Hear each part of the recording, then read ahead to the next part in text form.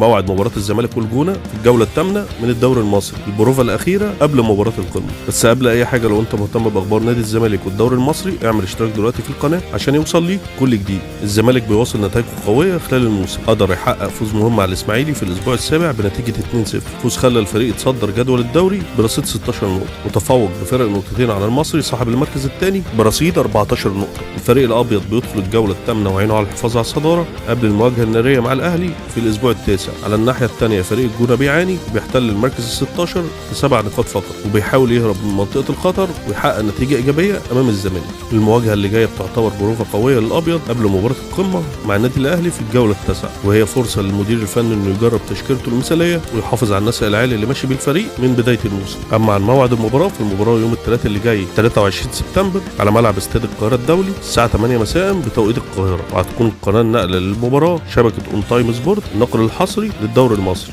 جماهير الزمالك مستنية أداء قوي من الفريق واستمرار سلسلة الانتصارات. كده وصلنا للنهاية. لو أنت مهتم بأخبار نادي الزمالك والدوري المصري اعمل اشتراك دلوقتي في القناة عشان يوصل ليك كل جديد. كان معكم حسن سعيد.